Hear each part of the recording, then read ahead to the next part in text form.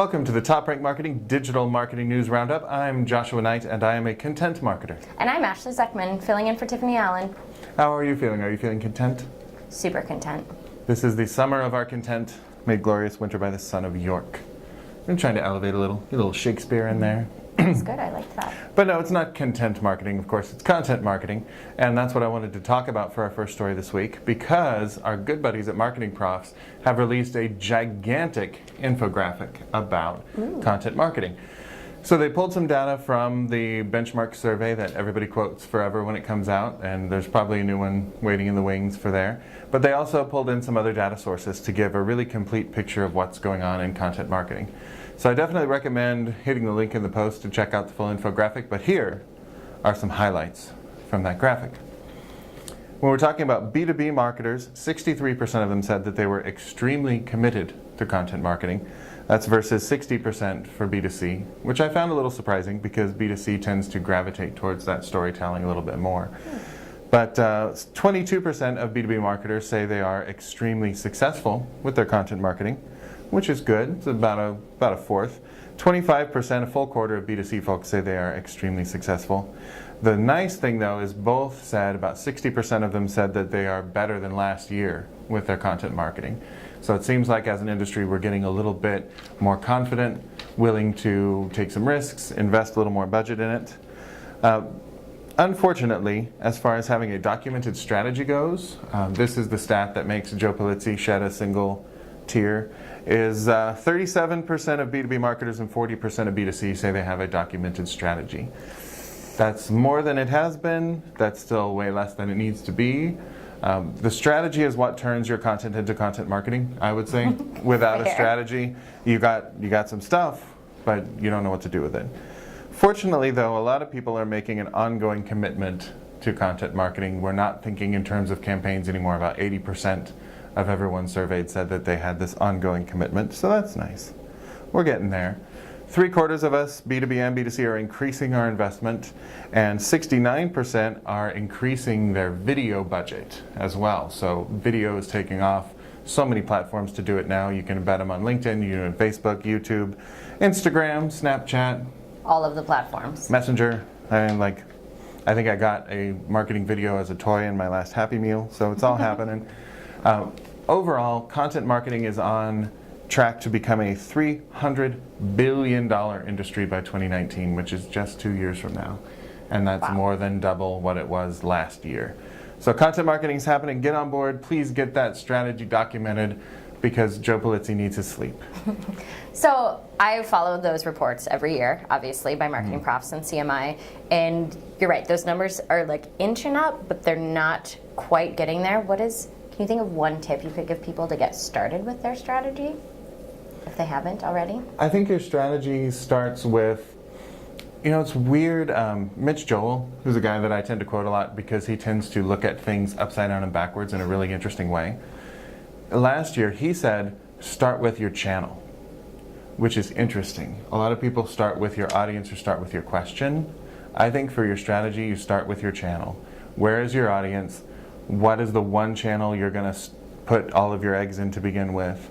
Where can you deliver consistently and from there you branch out to what type of content and what type of audience you're looking at and what questions you're going to answer. But yeah, I think start with channel. I think that makes sense because a lot of times marketers try to do all of the things on all of the channels, which means they're not doing any one thing well, right? Because they're spread too thin. That's it. And creating content without knowing what channel you're going to put it on means you're not going to get content that's created to excel on that channel. So that makes sense. Channel it, guys. Channel it. Speaking of channeling, Snapchat had a very exciting release this week to be more collaborative. I know part of what you talked about was storytelling, and this new feature really allows people to collaborate and tell stories more efficiently. It's a new feature called Our Story, and basically the way that it works is you can start your Snapchat story and then invite specific people to join it and collaborate with you. So you're getting a story coming from multiple people. And for marketers specifically, there's a couple different options that are a couple opportunities that are super awesome. One of which is the geofence option. So if you're at an event, you can invite attendees to connect with each other and share their experience, right? So let's say we're going to Content Marketing World in a few months. Something that would be awesome to do is invite specific people to share their experience, right? Because what speaks better to the quality of an event than the people attending it?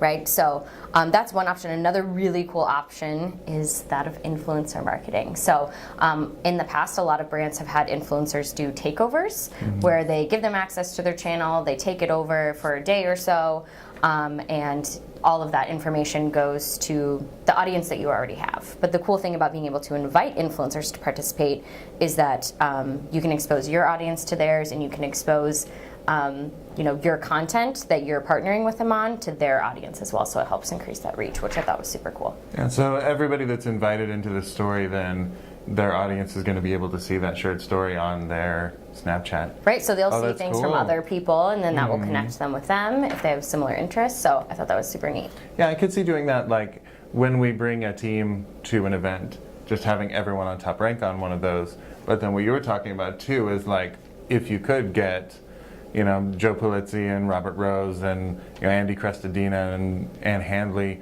on your Our Story, then you have this kind of star-studded behind-the-scenes look at the event. Yeah, that's happening. And you don't have to, coordinate anything. That's snapping. Snapping. Good one. Snap into a Snapchat. Do it. So another great piece of news for marketers that I feel like I woke up happy this morning and I didn't know why, and then I saw this news story. Google is introducing a Google attribution thing that they're calling Google Attribution, which I figure is a little on the nose, but it makes sense. So what we're talking about here is the ability to properly attribute where your traffic is coming from and how it's contributing to a conversion.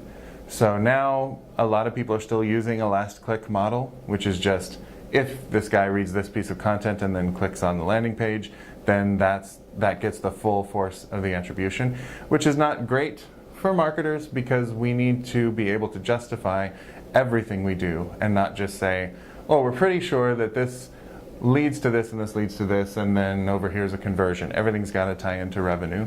So the exciting thing about this is you can unify all of your data. You can put your AdWords, your Google Analytics, your double-click search into there, and then it will use machine learning and robots to figure out exactly how much weight to attribute to each of those touch points. That's awesome. Yeah.